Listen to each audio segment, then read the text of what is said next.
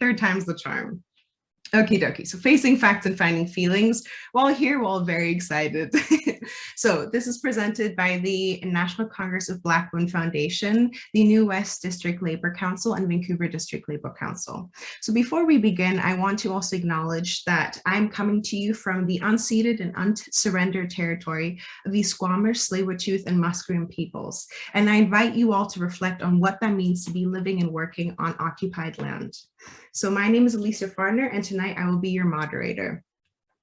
This has been a two-part series, and tonight is the last part. I will let you know that there's option for closed captioning, and to do so, you can press the More section at the bottom on Zoom, and you can either enable or disable these features for subtitles. As well, this talk will be recorded, so you will have access to it later on YouTube. Dokes, and this is it. Looking forward to our talks. But before we start, what is our program? So Facing Facts and Finding Feelings is, as I mentioned, a two-part educational series that is focused on exploring the inclusion, diversity, and working towards anti-racism. So by hosting this educational session and sharing resources, we hope that you can all become better allies and support the Black community. So this is in keeping with Black History Month, and Black History Month is really an opportunity for all of us to celebrate the many accomplishments and contributions, as well as achievements that Black Canadians and their communities have contributed to the history and culture of this country. The role of Black Canadians and our communities across Canada have largely been ignored as a key part of Canadian history. As such, in December of 1995, the House of Commons officially recognized February as Black History Month in Canada. This was following a motion that was introduced by the first African Canadian woman that was elected to Parliament, the Honorable Jean Augustine. And this year's theme for Black History Month is February and Forever, about celebrating Black history today and every day. So in keeping with this, we're really focusing on how can we all respect, but also take moments of making sure to best represent the Black community and supporting the Black community. And of course, we have to thank our our sponsors. The first is the Vancouver District Labour Council, and the second is New Westminster District Labour Council. So thank you so much both for hosting the events, your support and organization. Additionally, this event has been supported by the National Congress of Black Women Foundation. And this is an organization which continues to promote and facilitate activities and programs that foster the advancement, recognition, health, and education of Black women and their families. The British Columbia chapter was established in 1984, and by 1992, the chapter had evolved into its own registered nonprofit organization.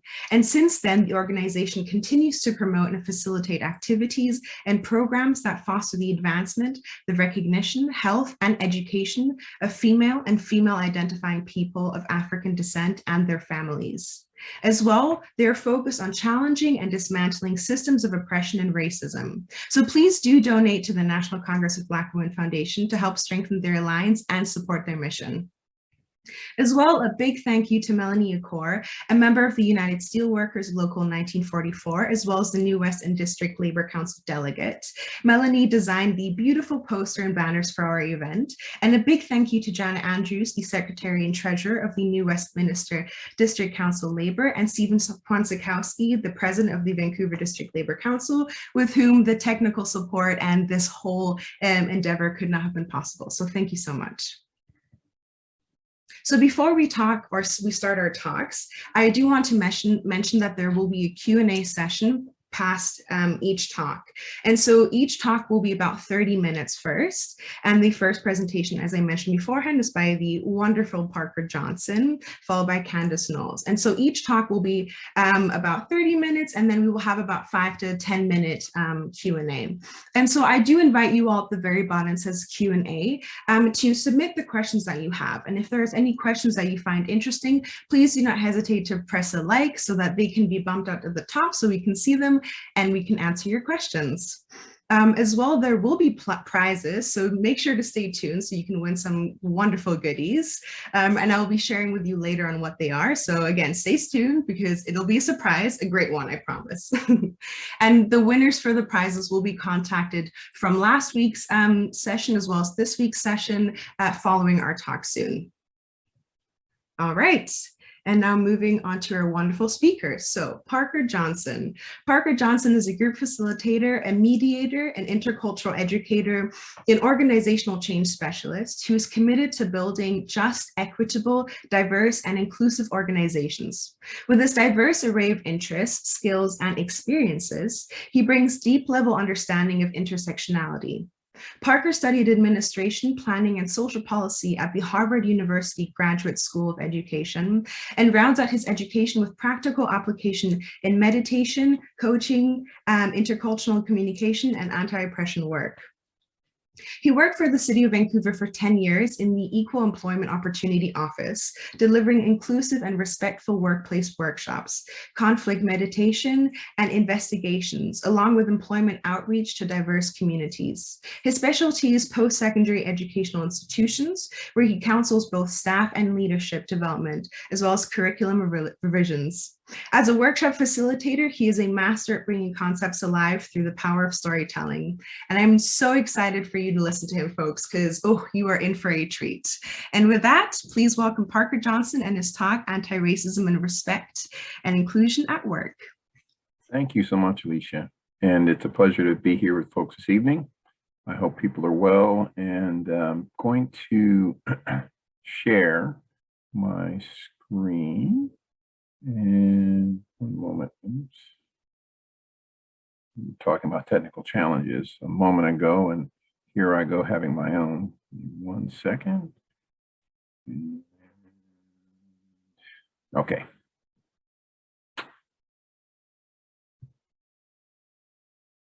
Right. Thank you for your patience. And screen share. All right.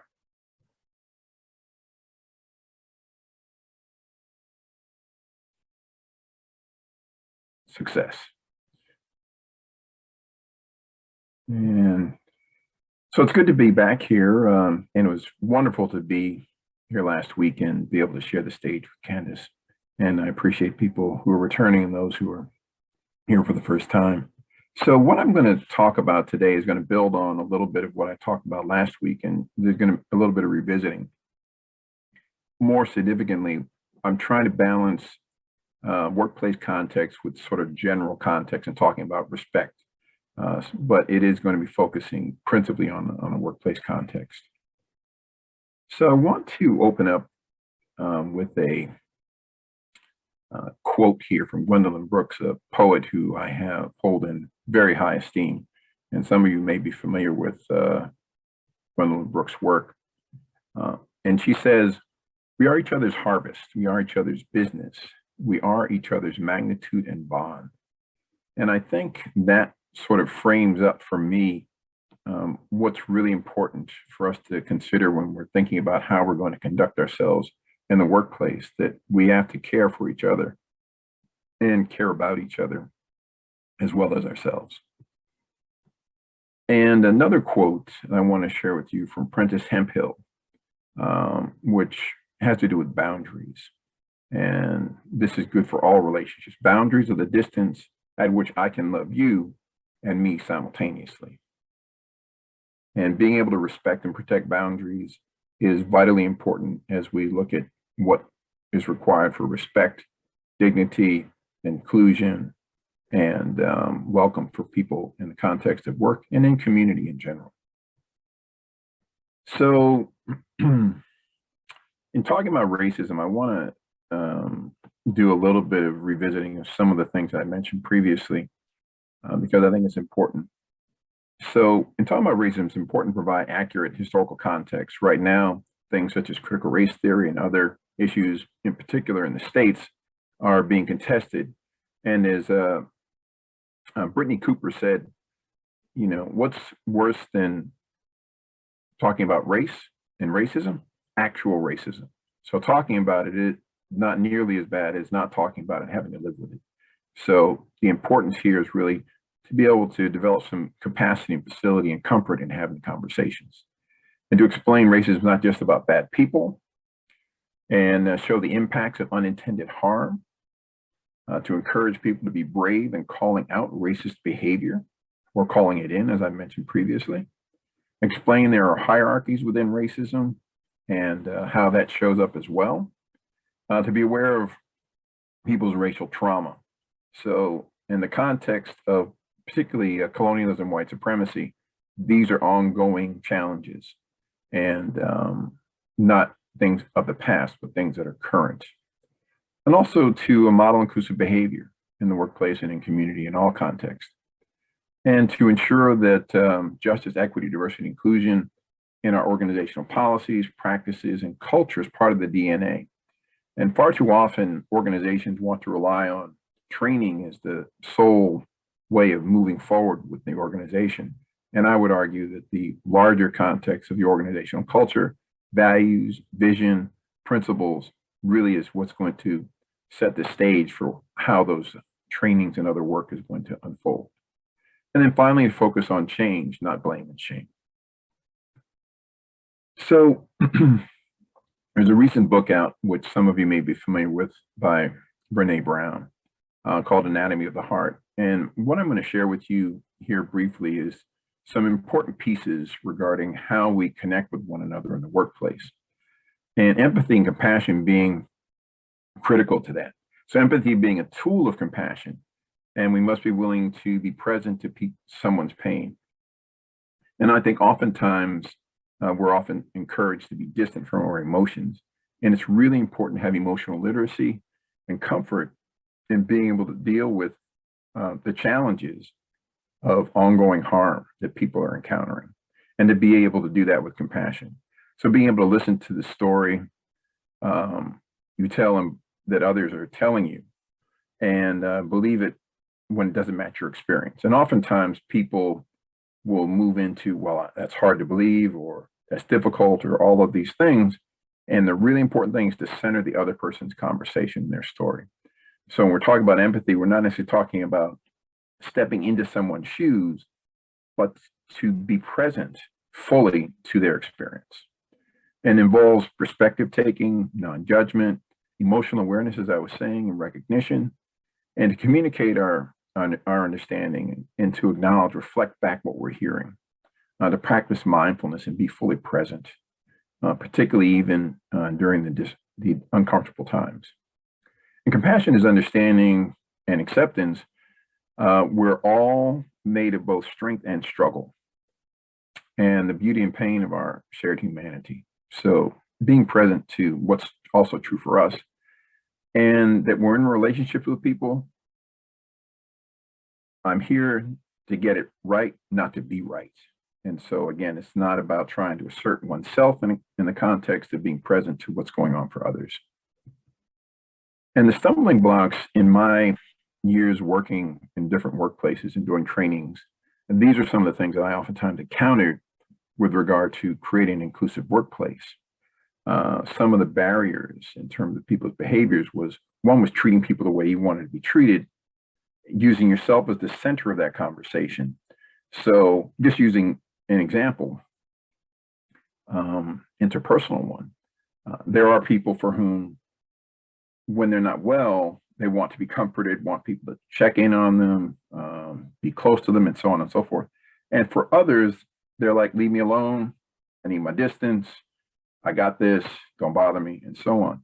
And so if we're dealing with people and we're one of those people that wants to be connected with, and the other person saying, I know you got this, I'm going to leave you alone, that's not going to work for us. So we want to be attending, again, to what's working for other people, not just what's working for ourselves. And so that's the golden rule versus the platinum rule. Golden rule being treat people the way you want to be treated, which is centered on ourselves. And then the platinum rule being treating people the way they want to be treated. The other thing that I encountered also was this is the way we've always done things, versus we're evolving, we're changing in terms of organizations, in terms of people, and what we learn and how we grow. So we want to be able to honor diversity and be willing to change. Not only be willing to change, but invite the opportunity for that growth. Also, ridicule, sarcasm, negativity do not serve us. And when they're arising in us, really to explore what's going on, but also to recognize that we want to be there to build people up, not to knock them down, and to be willing to apologize. And be able to apologize in a meaningful way, not in a, I'm sorry that you felt that way. because that's not an apology, that's actually an accusation. And I'll talk more about what an apology looks like in a moment. And defending one's good intentions versus understanding the impacts of our behavior. Oftentimes we want to spend a moment sort of doing our own self-care of I'm actually a good person versus stepping into I've actually there's some harm that's happened here, even though it might not have been intended. So I want to use microaggressions as a point of focus for the remainder of this talk. And so microaggressions are not always consciously done. And they're powerful because they're subtle, sometimes invisible to those who do not share the identity of the person who's making the comments or making the accusation. And there are instances that cause the person on the receiving end emotional distress, harm, may feel strong emotions, and oftentimes they're trying to figure out how do I respond to this. And some examples that come up. You're so articulate, which might lead the person to say, well, why wouldn't I be? Or you're transgender. No, really? Or, oh, sorry, wrong person, as if that person might look like somebody else. Or where are you really from? Or you seem so capable, like you don't have a disability. Can I give you a nickname? Because I'm not comfortable or familiar with being able to pronounce the name that you have. Or why do you wear your hair like that? So these are all ways in which people can make remarks about others, maybe well-intentioned, but have very negative impacts. And so I apologize to anyone if these things have brought up some uncomfortable feelings and experiences for you as well. So the challenges with microaggressions also, they perpetuate stereotypes. They passively allow society to devalue groups. They cause energy to be diverted away from learning or other productivity, and people have to carry what's referred to as a cognitive load. So they're bearing the emotional weight of these behaviors by others towards them. And so I want to share with you a process that's, and it's cited down here at the bottom. And I can share materials with people later if you like. And it's called action. So when these things happen and you're on the receiving end, to ask clarifying questions like, why do you say that? What does that mean to you? What are your assumptions when you're making those remarks? And to do it from a place of curiosity and not judgment. Tell what you've observed in a factual manner. So when someone says something that's off-putting, inappropriate, and also talk about the impact. So when you did this, this is how I felt. And own how you're feeling, what your thoughts are about what's happened, and then talk about next steps. In this case, it may be also saying, this is what I would prefer. So on the other side is for the person who's making the remarks and getting this feedback to be able to acknowledge their bias. So be able to own the context from which they're coming, not as an excuse, but as an acknowledgement, and to take responsibility, to seek feedback and information, to say that you're sorry, and not sorry about their feeling, but sorry about your behavior. And really focusing on the impact, not the intention. And then also to say thank you for that feedback. The other thing is that I want to share with folks is a way of dealing with what's referred to as the anatomy of an apology. And Rania L. Mugamar has developed a really wonderful and useful practice around this. First being to gain consent to offer an apology, because sometimes people don't even want to be engaged with us for whatever reason, depending upon the severity, how it impacted them, and so on. The next part of it is for us to be able to acknowledge what has transpired. And so that's actually bearing witness. It's a way of talking to the person and acknowledging the interpersonal harm, violence, or marginalization that they will have experienced because of our behavior. And in doing so, to be aware of the emotional uptake. So it's not about policing or tone policing how people respond. So whether they, for us to decide whether that behavior is appropriate, valid, how long it should happen, what kind of intensity, we need to be aware that this is a time for us to be able to be present to the consequences of our behavior and how someone might be responding to that, and to be able to listen to that, as uncomfortable as it might be. And then the next is in centering the harm and hurt, not to make it about us, but to make it about the other person and about our impacts, the impact of our behavior on them. And again, it's not something that's framed around guilt and shame, but it's framed around accountability, which is the next part. So taking ownership for our actions, naming them, naming whatever we've done, the thoughts, the words, however it might have showed up. And then to make a commitment to change that behavior. And in changing the behavior, that will also help to potentially make the person more comfortable with interactions with us in the future. And finally, divesting for forgiveness. So the person may or may not forgive us for what's transpired. And again, we're not always aware of the impacts of our behavior until afterwards, and until someone, either the person themselves or an observer, shares that with us. I can share a quick story, one that involves my daughter, myself. We were coming back from a parade on Commercial Drive, and we were walking up the street. And before we turned up the street, I heard some old school hip hop, which I really liked. And she's like, "Well, we got to go." And I was like, "No, we don't need to go." And so I used my parental privilege and role and said, "No, we're going to stay here for a couple minutes and listen to this music that's being played." And then as we proceeded on, after listening for a few minutes, my daughter said, "Why didn't you listen to me when I said we needed to go?" I said, "Because I want to listen to the music." And then she told me, "You realize that I didn't feel comfortable there. I didn't like the way those men were looking at me."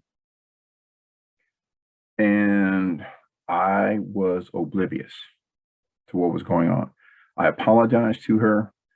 I said, unreservedly, I made a mistake and that will not happen again.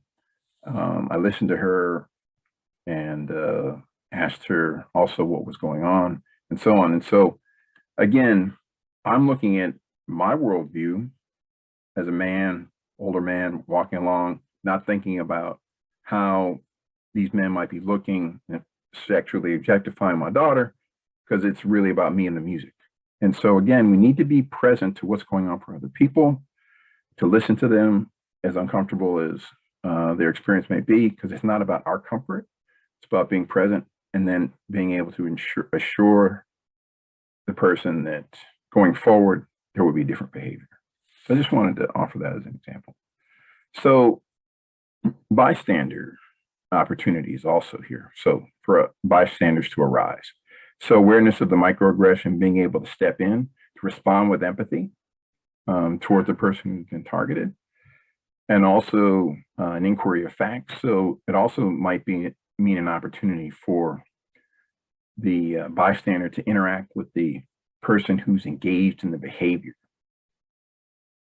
and also speak from I statements of, "I was uncomfortable with what was just said, and this is why." Not speaking for the other person, but speaking for yourself and saying, "This is what I experienced, and I found it to be problematic or inappropriate," however it might show up.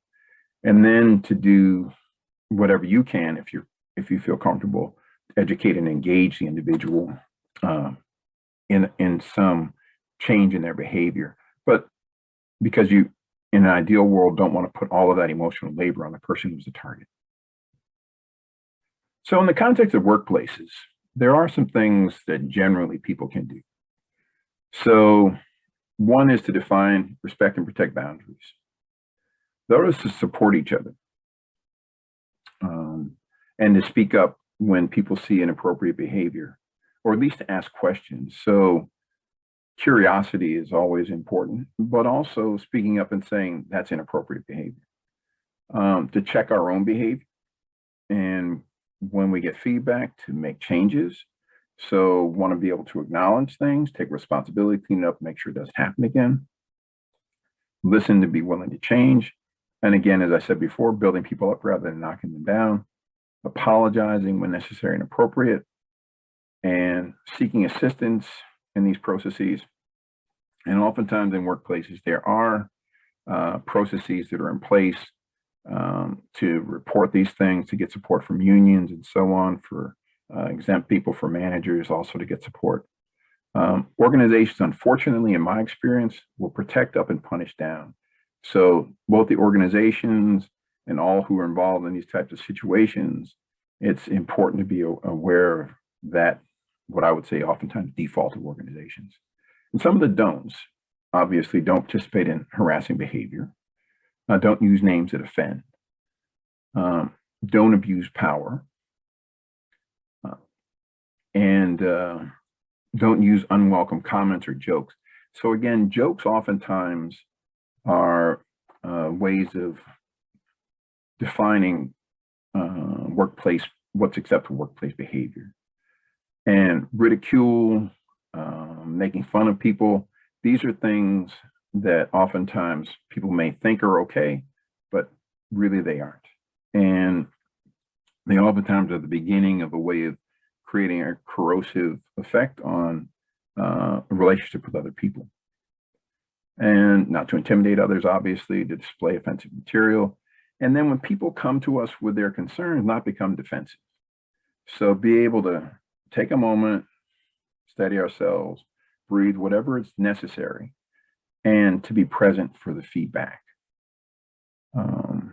And if need be, if you're in that moment not prepared for the feedback, be able to say, can I have one moment? I do want to hear what you have to say. Just need a moment. And I do want to revisit this and be present to what it is you want to share with me. And then finally, one of the last things that found to be really important for workplaces is not to gossip. So in summary, when people are coming forward with concerns around behavior, to be able to describe behavior, to be specific and clear about what the problem is, and to express it in clarity with I statements, that sort of thing. And then to say, this is what I need you to stop doing, and this is what I would like to see start happening. And again, this is based on the fact that you feel safe to do so, safe and comfortable to do that direct feedback. Otherwise, it may be important to get some assistance or support from others. And when we're, again, hearing this, want to be open, curious, non-defensive, let the person say what they need to say. And then when they are done, and even as they go, to be able to respond back, reflect, mirror back what you're hearing. And mirror back also the emotional significance of it. Because oftentimes it takes quite a bit of vulnerability and courage to come up and speak about concerns. Stop the behavior, obviously, and then if you need to talk with someone who you trust about what transpired, not as a way of invalidating the person's experience, a negative experience, or to make yourself feel good, but just to say this is what's happened, and to get some support around that. And finally, I want to encourage folks, because we're talking about anti-racism. There's a really good book called How to Be Less Stupid About Race by Crystal Marie Fleming. And she has some really useful pieces in there. And in summary, some of them include letting go of magical thinking, challenging oneself, and others in the organization, to be very self-aware and critically assess our own racial socialization. And there are, in the resources that have been provided, some really helpful things around that. There's a book by Ruth King on healing around race. And I really encourage folks to check that out. Also started Joint Anti-Racist study group, particularly being able to focus on Canada and not just the US. Oftentimes, as I mentioned previously, the US is used as sort of a straw person to justify our mythological notions of Canada being racism free or racism light compared to the US. Also empower people to understand systemic racism, recognize and reject some of the false equivalencies that go on regarding race and racism. And we found ourselves seeing a lot of that when people would, well, particularly in relation to what's happening with the recent demonstrations by the truckers, or not necessarily by truckers, but by people who have taken control of some of the borders and also Ottawa. And people were making comparisons between segregation and people not being able to enter into workplaces and having apartheid structures set up based on race and white supremacy, and trying to compare that with mask mandates and people not being able to enter into facilities unless they had a mask on. That is what we call a false equivalency. So context matters, history matters, all of that. To disrupt racist practices, get comfortable calling stuff out, get organized, get involved with organization, activism, these sorts of things.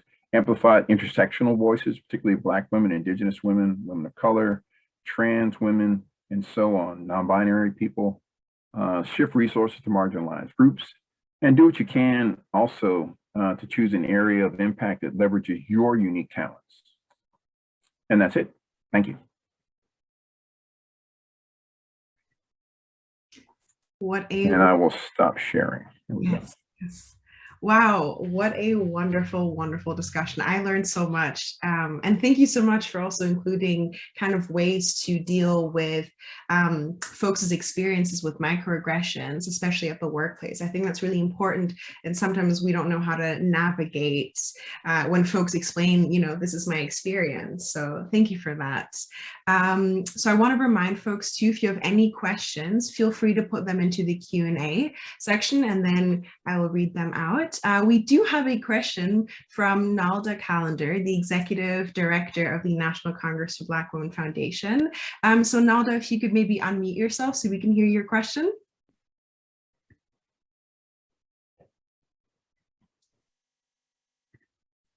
And whenever you're ready, Nalda, if you can. I see that your hand is up. Perfect. Oh, that was my error, actually. So my questions can wait. I don't have one right now. No worries, no worries. Okay, thank you. I must. All right, well, then we will move on to the first question. So Park, you've spoken about the inequality of power in workplaces. And so someone was wondering if there are anything else that one can speak about or address harassment when it occurs from those who are in power, or when those in power support the jokes and kidding around in the workplace. Yeah, so I'm going to put on my role as someone who does consulting around this, and when I work particularly at the city of Vancouver, that people who are managers and supervisors carry fiduciary responsibility, which is greater than the average worker. So they are, in fact, an extension of the employer, and as such have responsibility to create a safe and supportive workplace environment. So when these things do occur, and they occur on their watch, or when they're present for inappropriate behavior and they do not intervene, they are themselves endorsing, by the absence of their response, the behavior that's inappropriate in the workplace. And so what I oftentimes tell people who have those roles and that power is you have to monitor, model, and intervene and educate but you can't educate what you don't know. So it's really incumbent upon supervisors to do the work that is oftentimes not always embraced, because many employers put people's technical skills over their emotional intelligence and management skills. And so I just want to encourage folks, and sometimes people don't speak up because they want to get along with everybody and be everybody's friend. And the important thing here is to do what's right, and what's right is not always easy. Thank you. Thank you for that. The second question, so effective bystander training is very helpful in the education and support side. Are there any links or suggested programs that you can bring forth? Yeah, I will share some additional materials regarding that. And there are, particularly in public spaces, there are things that people will do to distract or disarm or divert attention. So if they see something that's inappropriate that's happening, depending upon, again, their own sense of safety and capacity to be able to intervene. So for myself, you know, how I might intervene in a situation might be different from how someone else might. But I'll give a quick example. Someone is making inappropriate remarks to someone, say on transit or at a bus stop or in another public space. One of the ways to intervene is to start talking to the person who's the target as if you know them, and putting yourself in between the person who's making the remarks and the person who's the target, and checking with them and saying, so how are you doing today? Pretending sometimes that you know the person. And sometimes that can be a way of deflecting and shifting the focus away from the person who's making sometimes hostile, racist, sexist, homophobic, other kinds of remarks, or just inappropriate behavior toward the person, however it might show up. Or to bring attention to, say, a bus driver and say, this is happening, this should not be happening. And if people feel comfortable, just to say, stop, that behavior needs to stop. And we also know that there's a rise in this kind of behavior that's happening right now for many reasons. Yeah, thank you for that. And also, what a great way of making sure that the person who is in that situation, that you're providing a supportive environment, that they can come to you and you can somewhat protect them or shield them from them, or at least seek help. Yeah, thank you. And also, when people are making inappropriate remarks, sometimes just not giving it any energy.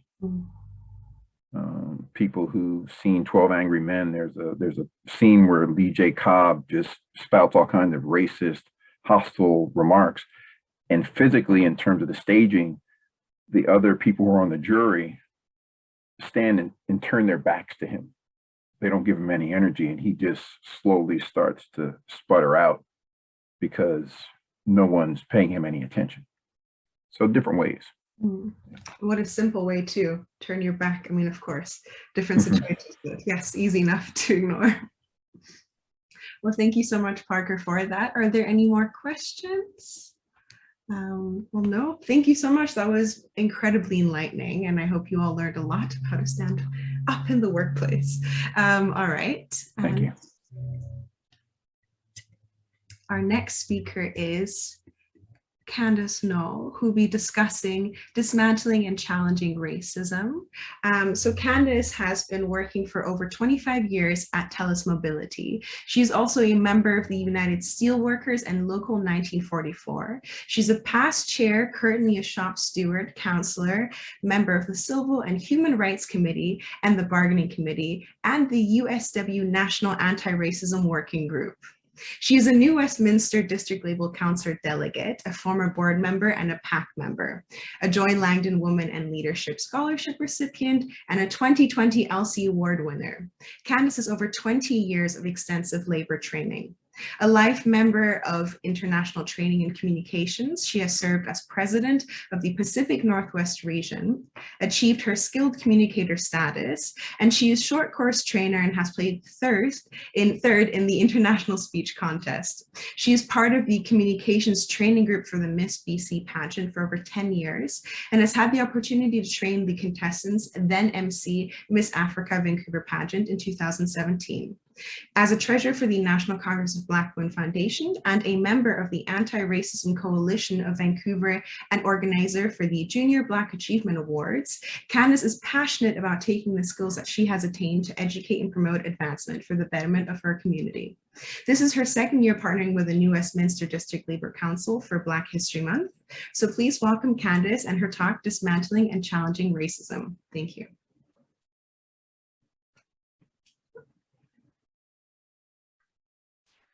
Thank you, Alicia, for that very warm introduction. So I'm just going to take a few moments here to share my screen with everyone.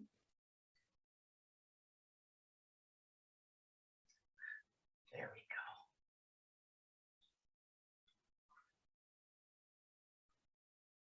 go. Excellent. So again, thank you, Alicia, for that very warm and welcoming introduction. Members and guests, welcome to Challenging and Dismantling Racism. Inclusion is a right, not a privilege. Val Williams, Diversity and Inclusion Facilitator at the University of Manitoba. Val is my cousin, and I want to acknowledge that I developed this education based on her research and teachings. Belle is the daughter of my great uncle Lee Williams, and some of you already know my story about my great uncle Lee. In 1955, it was him that led the Brotherhood of Sleeping Car Porters in their fight for better working conditions for the Black porters in Canada. They took on CN&CP. They took on their union, and they were successful in their fight for Black workers' rights. The National Film Board did a documentary on this titled The Road Taken, and if you haven't seen it yet, I really do hope that you take the opportunity to watch it. The link's going to be included in our event resource list that you'll get after the 2 sessions.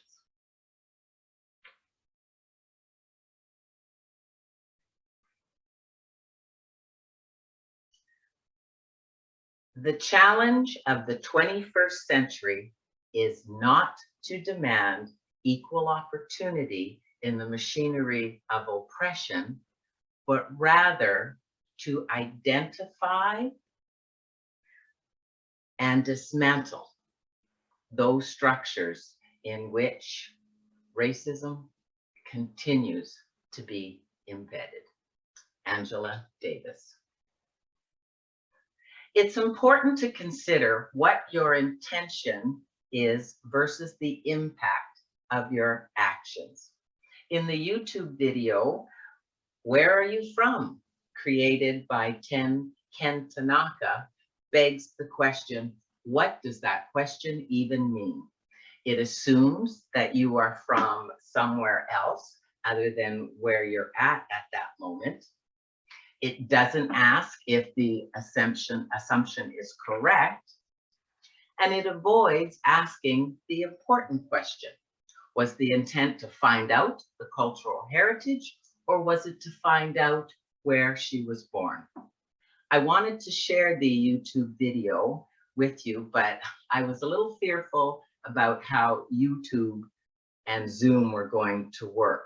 I'm thinking maybe not so stable. So I do hope that you will take the time to watch this video. The link is also included in the resources.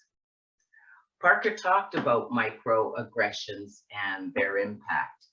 You know, some people live every day of their lives with microaggressions.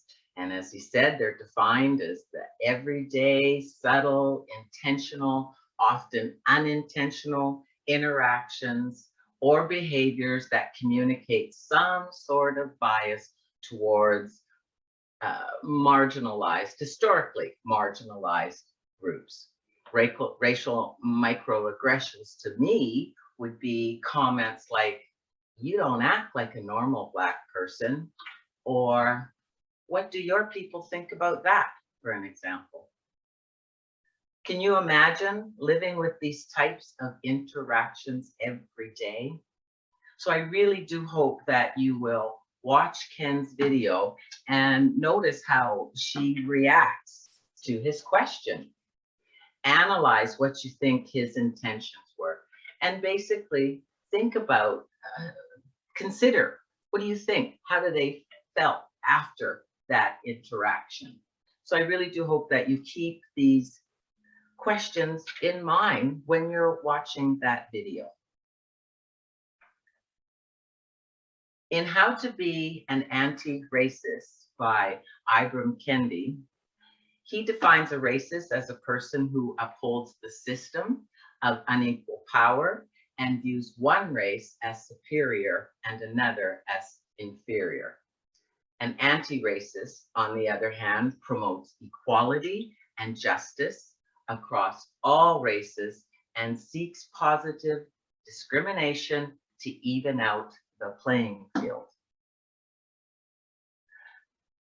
The next slide provides a list by Sadrullah Maruska that highlights differences between being not a racist and an anti-racist. So we'll just look at a couple of the examples, comparisons. So a not a racist would be afraid of discomfort. They watch things to happen. Perhaps they're just a spectator, where an anti-racist, they embrace discomfort. They speak up against what's happening. They are a doer. Not a racist is part of the problem. Anti-racist is being part of the solution. So to become anti-racist, we must unlearn how we have been taught to see the world, our conditioning and our socialization, the historical myths of Canada, as Parker talked about last week. To dismantle racism, you can learn to be an ally and work towards becoming an accomplice. This slide defines an ally as someone who advocates for groups or individuals who do not come from the same place of privilege as the ally. It's considered to be the first step in race and social justice work. An accomplice encompasses allyship, but it goes beyond to advocacy. They use their privilege to challenge existing conditions at the risk of their own comfort and well-being. They focus more on dismantling the structures that oppress. So for an example, we see these relationships and roles develop through the actions of our union brothers and sisters. You are challenging and working towards dismantling racism when you speak up, when you hear somebody spouting ignorant crap, especially if it's a friend or a family member. As Martin Luther King said, there comes a time when silence is betrayal. Never allow the space you inhibit to provide a safe place for bigotry. Vote for, campaign for, or donate to campaigns of candidates who belong to a minority group. You can promote diversity, equity, and inclusion for better representation. Share art or public works that are written from people from minority groups. Take risks. And don't be afraid to be uncomfortable, because there will be times when you are. So when we talk about definitions in terms of racism, race is a narrow view. Parker touched on it just a little while ago. It's based on similar physical and biological attributes. It's a social construct way of classifying human beings based on identity or perceived characteristics such as skin color, and informed by historical and geographic context.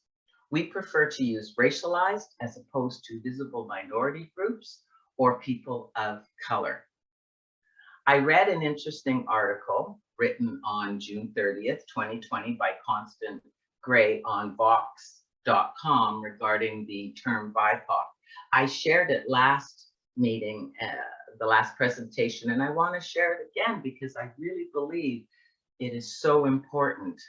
Now, some activists have responded to the acronym as an attempt to center the voices of Black and Indigenous communities, but using this term carries its own problems. It indiscriminately carries its own problems.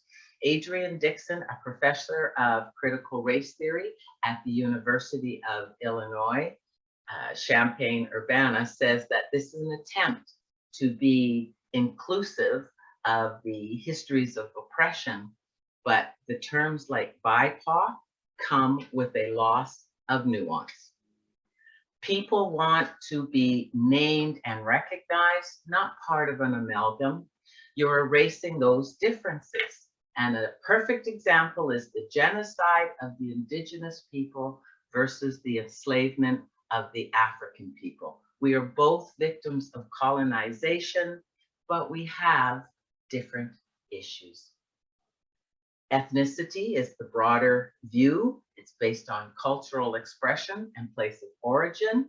Equity means each individual or group of people is given the same resources or opportunities. Equity recognizes that each person has a different set of circumstances and allocates the exact resources and opportunities needed to reach an equal outcome. Diversity includes all the ways in which people differ. For an example, characteristics, personal experience, values, and worldwide views that make one individual or group different from another. Inclusion is the act of creating an environment in which any individual or group can be and feel welcomed, respected, supported, and valued to fully participate in all the opportunities that are afforded. All of us need to feel like we have a place where we belong, where we're important, where people care about us. We need to feel like we contribute. And like Parker said earlier, we are very vulnerable people, especially when we put ourselves out there. There are three aspects to cultural awareness. Cultural is the characteristic and knowledge of a particular group of people, encompassing language, religion, cuisine, social habits, music, and arts. Cultural consciousness can be defined as the process of developing awareness of culture in the self. This can result in expanding understanding and feelings deeper cultural knowledge about others. Cultural in this process is understood as the set of shared attitudes, values, beliefs, and behaviors are determined by culture that in turn influences our teaching and our learning. Culture is unconscious, is taught, and basic cultural patterns are set by the age of 2. Cultural and race are influential factors in society and schools. And as ethnic, racial, and cultural diversity increases in our society, it is of utmost importance that we address this issue. Cultural competence is loosely defined as the ability to understand, appreciate, and interact with people from other cultures or belief systems different from one's own. This term describes an individual's recognition, respect, and tolerance that they demonstrate towards other cultures, including their own cultures and those cultures that may not be represented in their environment. So there's 5 elements of cultural competence: open attitude, self-awareness, awareness of other, cultural knowledge, and cultural skills. Now, once you understand and appreciate other people's cultures, then you can also connect with them more. So this slide gives 5 tips from the American Psychological Association to be more culturally aware. The first one is to think beyond race and ethnicity. A person's culture is shaped by more than the color of their skin or the way they dress. It's shaped by a person's life experiences and traditions, which may be seen or unseen to the naked eye. Learn by asking questions. People feel respected and appreciated when others take a genuine interest. The third is to make local connections. Find local organizations or venues that you work with or that work with a culture group that you're interested in, like advocacy groups, religious institutions, cultures, social clubs. We've included a list of resources and organizations in the event mail out, and we do hope that you'll find that informative. As a member of the National Congress of Black Women Foundation, I am very pleased that we are developing a relationship with labor. The members of the Congress have championed the interests of Black women for over 25 years. And I really do encourage you to visit our website, check us out, and donate. You can help us to continue the very worthwhile work that we do in the community.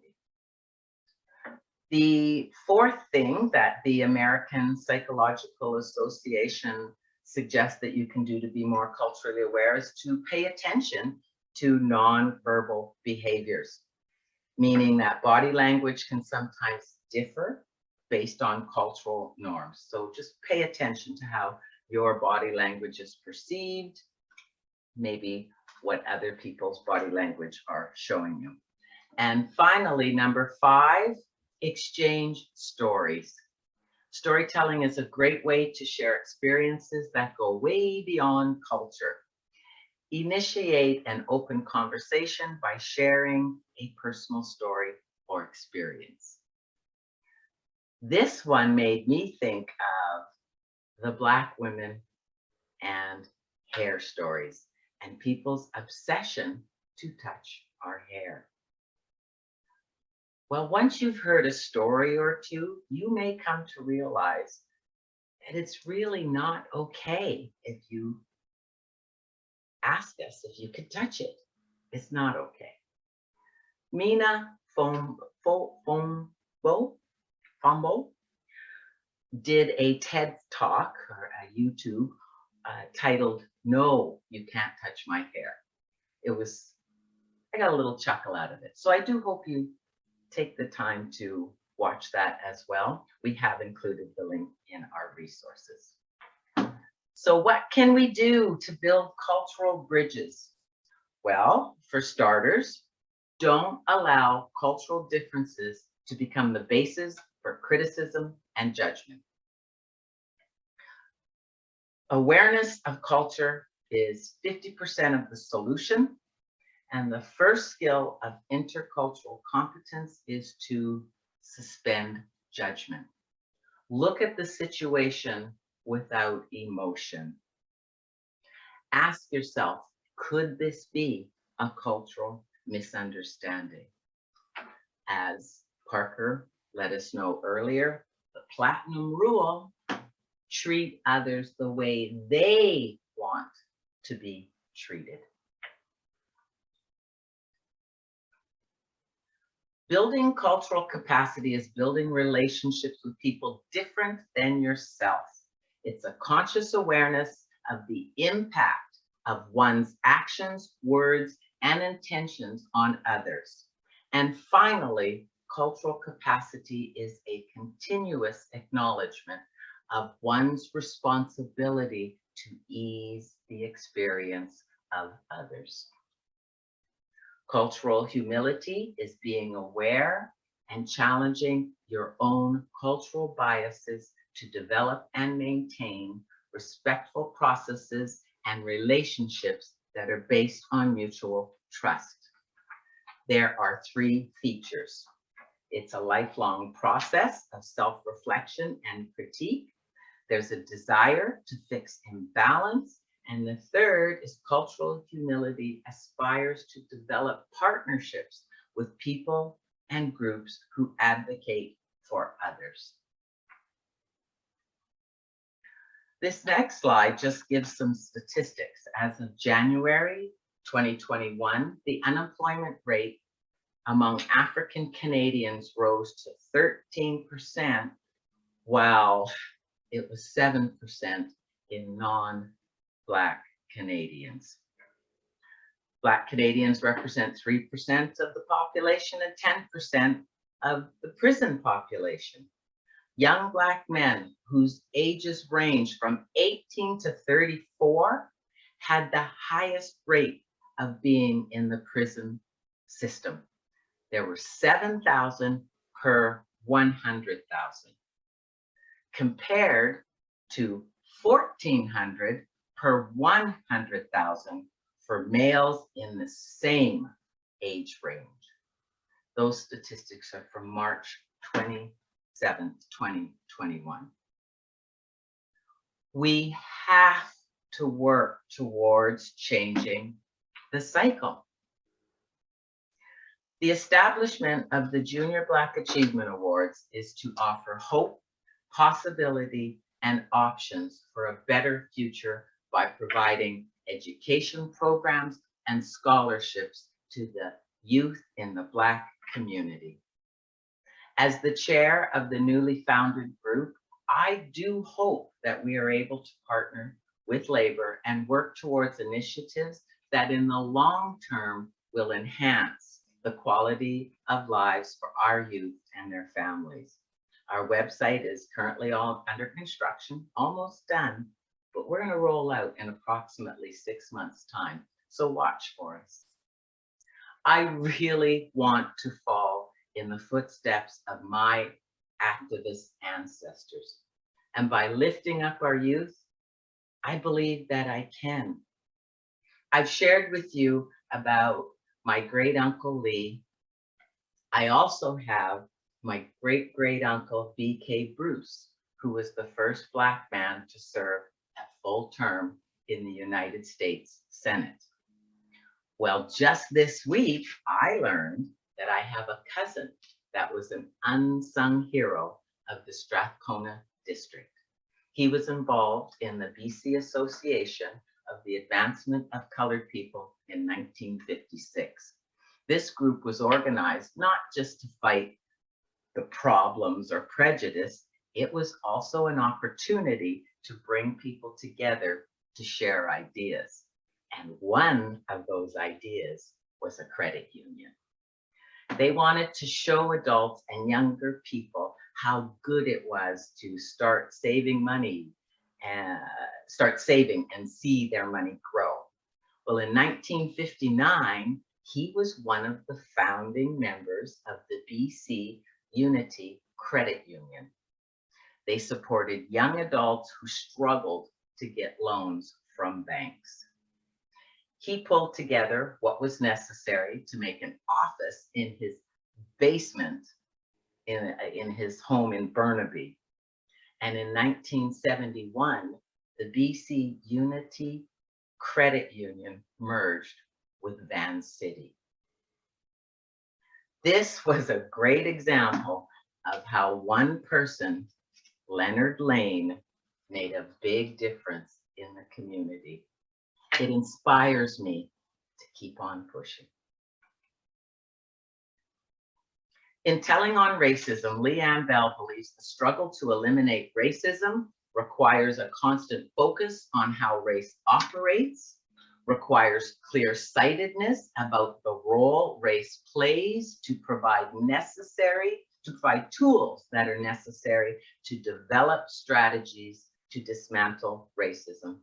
She believes that racial consciousness is a more honest and effective, a more hopeful alternative to racial blindness, and she believes only a race-conscious approach will provide better analytical tools and offer a more promising framework for envisioning a racially just future. The only thing getting in the way of us creating a world where human diversity is celebrated, equality is a no-brainer, and inclusion a way of life is imagination and commitment. Susan Renderly. Members and guests, if we face the facts, we can find the feelings to challenge and dismantle racism together. Alicia? Thank you, Candace. What a wonderful, wonderful talk. And what an inspiring and beautiful family and family history you have. Oh my goodness. It's like an Easter egg each time you find out more about your family. How exciting. And thank you for sharing also the definitions. I think it's really important to know what they are so we can broaden not only our language, but also our knowledge of how to approach certain situations, but also know and have an awareness, as you said, cultural awareness as well. So thank you for that. That was very educational and very enlightening. So we do have a few questions, so we'll jump into them first. So from Janet, we have, so using privilege to raise up minority candidates really speaks to me. Would you say that using your organization's privilege, in our case, labor, to raise up diverse candidates is also critical in being anti-racist in addition to individual action? Oh, I was going to unmute myself, but I'm already unmuted. Thank you for that question, Janet.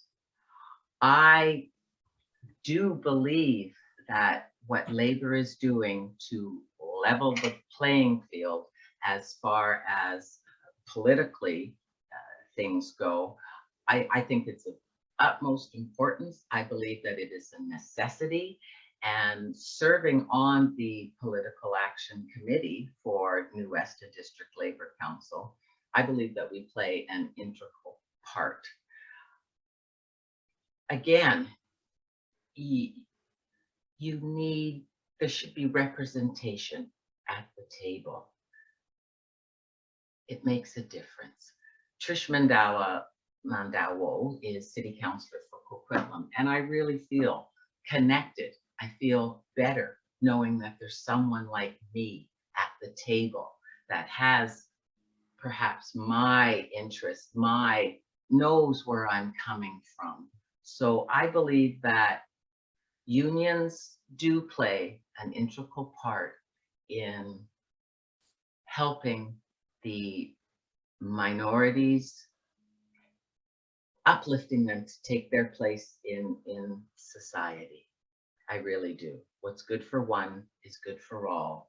And unions fight for those civil and human rights. They fight for the protections. They fight for diversity and inclusion. And I think the human rights movement of the 60s is a perfect example of all the things that we can do together in society. So another question was also, how can we learn by asking without tripping up on the earlier, where are you from? And how can we better invite others to share in their culture or in your culture and heritage in exchange with their own? All right. So it sounds like there was two parts in that. So I'm going to answer the first one, and then I'll get you to repeat the second. That video, where are you from? I'm telling you, I get asked that all the time. And I understand perhaps people, what is the purpose? What is it they want to find out? So how do you ask someone where they're from? What is it that you want to know? That do you, if somebody asks me, where am I from? I'm from Winnipeg.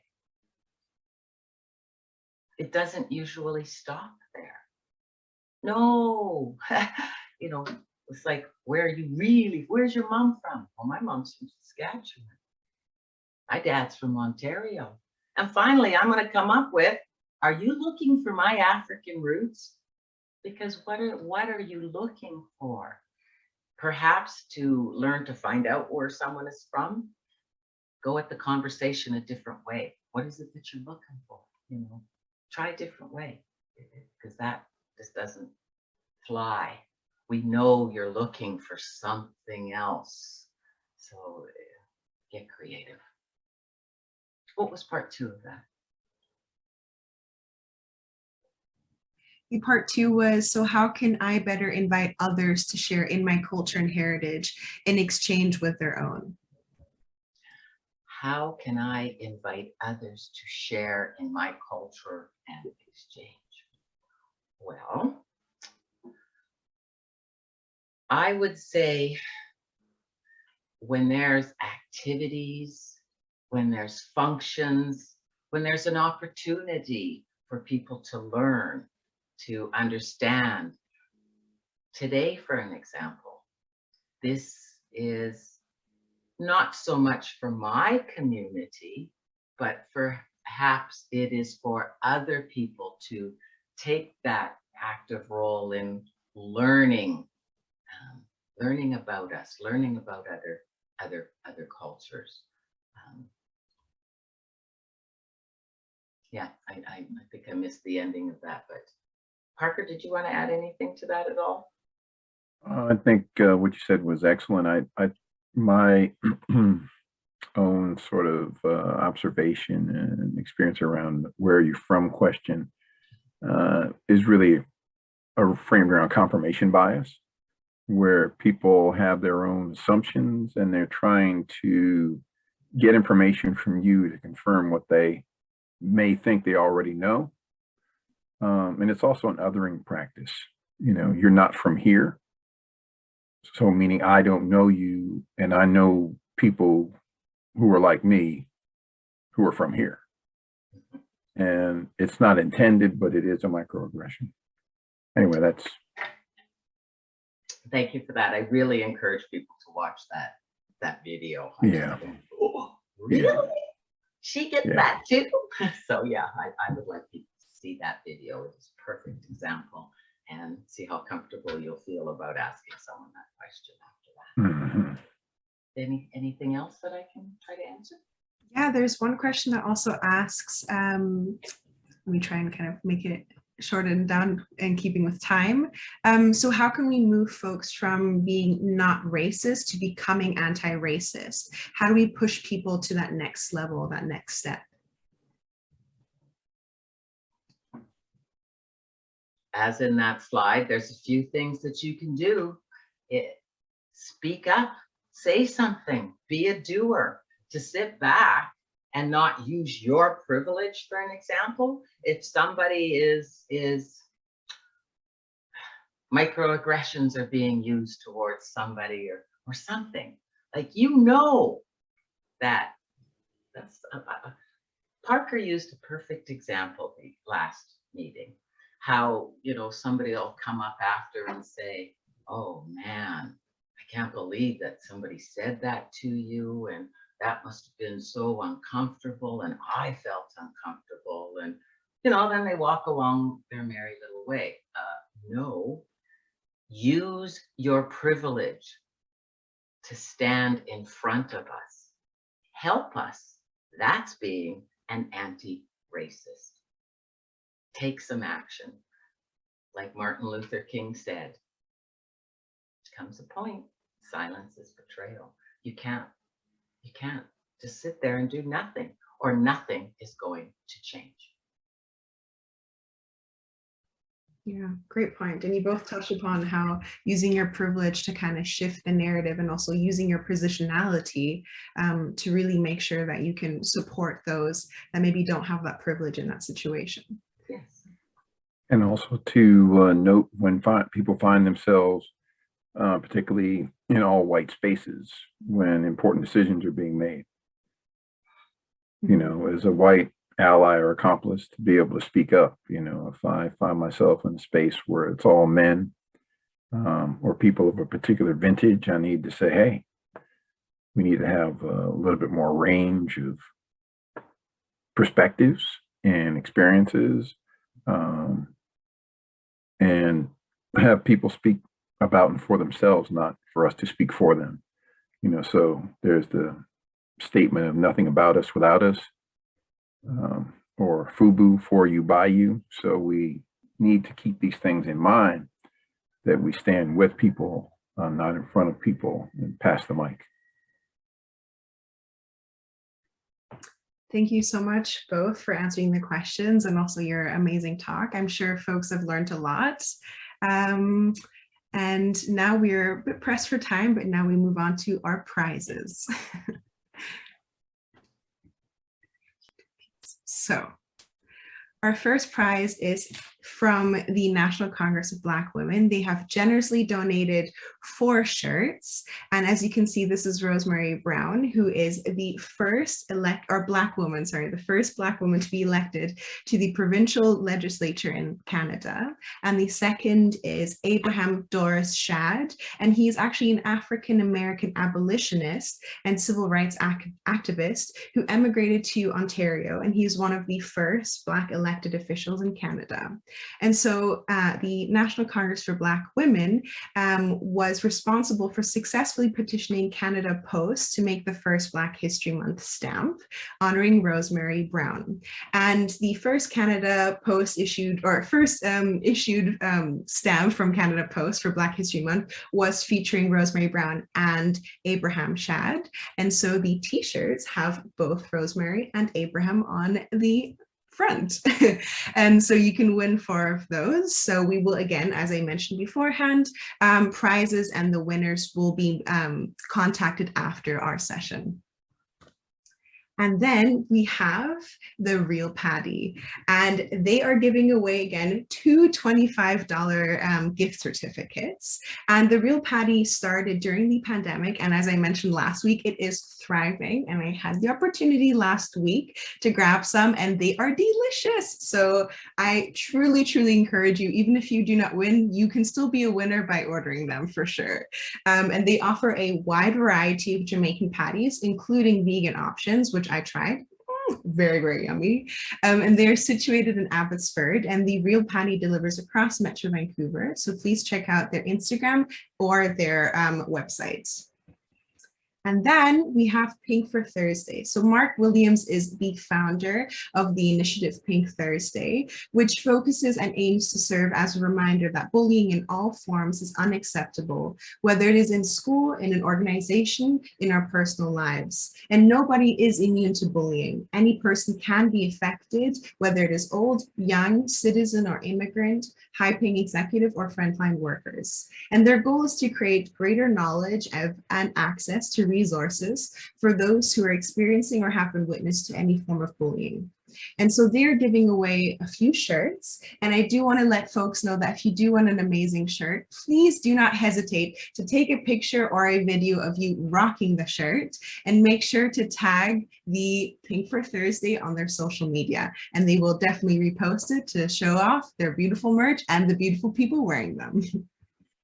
And then as we had in the beginning and we'll be having in closing, we have Eclipse, who is tonight's featured artist, as he was last week as well. And he is a hip hop and rap artist known by his stage name Eclipse. It is Marshall Benjamin, the artist's birthday today as well. So happy birthday.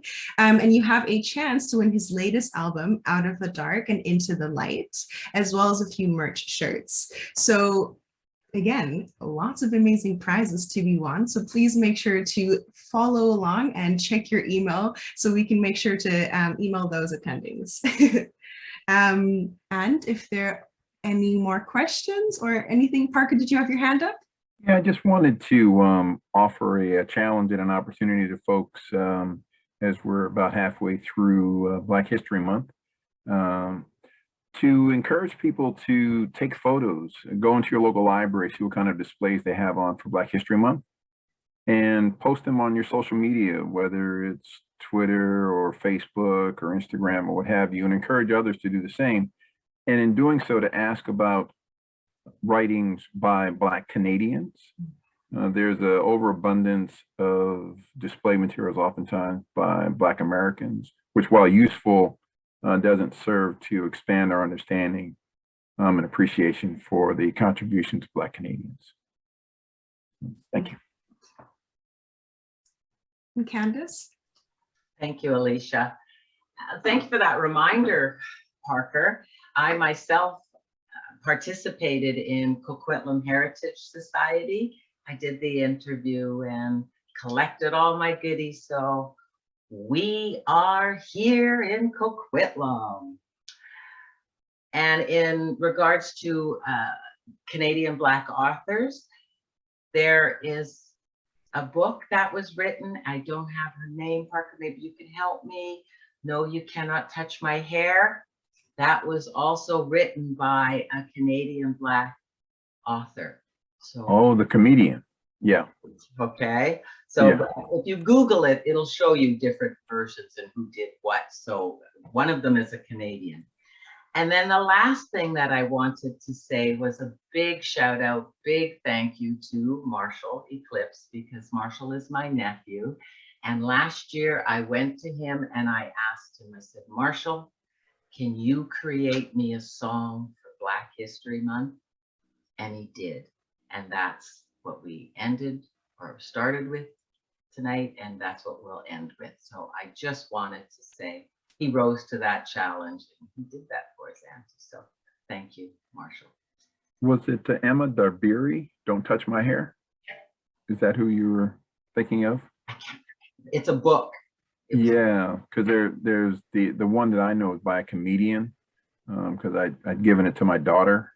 And so that one I did know about, and that was by a comedian named Phoebe Robinson. Okay. Thank you. Yeah, but I think the one you're talking about, which I don't know that well, is by Emma Darbiri, called "Don't Touch My Hair." Anyway, okay, that's what I found out. Thank you, Parker. Certainly.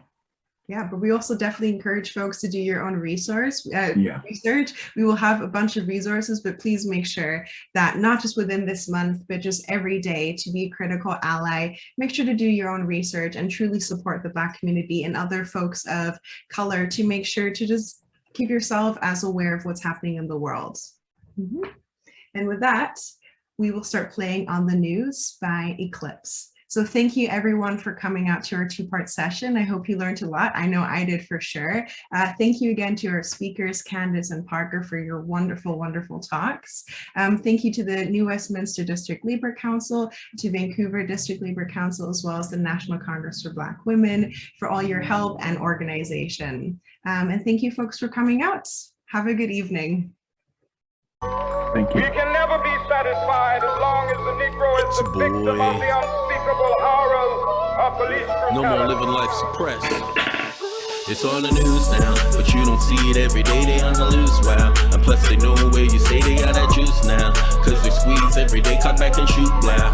And blow your ass away, it's on the news now. But you don't see it every day, they on the loose, wow. Plus they know where you say they got that juice now. Cause they squeeze every day, come back and shoot, blow. And blow your ass away. Give me the loot, give me the loot. Better freeze before they shoot. Get on your knees, make it please like a little prostitute. Get on the ground, don't make it sound, put your hands up in the sky. The dogs if you choose not to comply. Did everything they said cause they didn't wanna die. Then they slammed it to the ground and cut off his air supply. They was sworn to protect us but can't even respect us, got us chained up. My body gold and a necklace got me fed up. Speculating like we reckless, time to stand up. We must proceed when they won't let us. Black lives matter, even more a black queen. Brianna shot in her sleep, they saw black, not human beings. It's on the news now, but you don't see it every day, they on the loose, wow. And plus they know where you say they got that juice now. Cause they squeeze every day, cut back and shoot, blow. And blow your ass away, it's on the news now. But you don't see it every day, they on the loose, wow. Plus they know where you stay, they got that juice now. Cause they squeeze every day, cut back and shoot, blow. And blow your ass away. Damn, it's 30 years since they beat Rodney King. Martin Luther King Jr. never saw his own dream. Jacob Blake shot 7 times right in his back. Get her ass every day just for being black. Jamal Rice was just a kid playing with the guns. They know just what they did, they care where he was from. Take our father, our youth, our women to try to keep us down. Take our style, our music, our culture, the roots are in the ground. It ain't just in the States, the shit happens all around. Go ask indigenous people or anyone who's skin who's brown. Colors, life matter, built the cities off our back. Tell me where you gon' run to when we take our cities back. It's on the news now, but you don't see it every day, they on the loose, wow. And plus they know where you say they got that juice now. Cause they squeeze every day, cut back and shoot, blow. And blow your ass away, it's on the news now. But you don't see it every day, they on the loose, wow. Plus they know where you say they got that juice now. Cause they squeeze every day, cut back and shoot, blow. And blow your ass away. Juan McDonald, Eric Garner, Michael Brown, Tatiana Jefferson, Amir Rice, Alton Orlando Castillo, Terrence Crutcher, Murderers of women and children, how you think that make you tough? And you playing the victim, sell the system when times are rough. Native women and children missing, you ain't doing enough. Should be saving our children and I catch us that enough. Murderers of women and children, how you think that make you tough? And you playing the victim, sell the system when times are rough. Native women and children missing, you ain't doing enough. Should be saving our children and I catch us that enough. It's on the news now, but you don't see it every day, they on the loose, wow. And plus they know where you say they got that juice now. Cause they squeeze every day, cut back and shoot, blow. And blow your ass away, it's on the news now. But you don't see it every day, they on the loose, wow. Plus they know where you say they got that juice now. Cause they squeeze every day, cut back and shoot, blow. And blow your ass away. all lives matters, but you got to think about who dying out here. Thank you, everyone.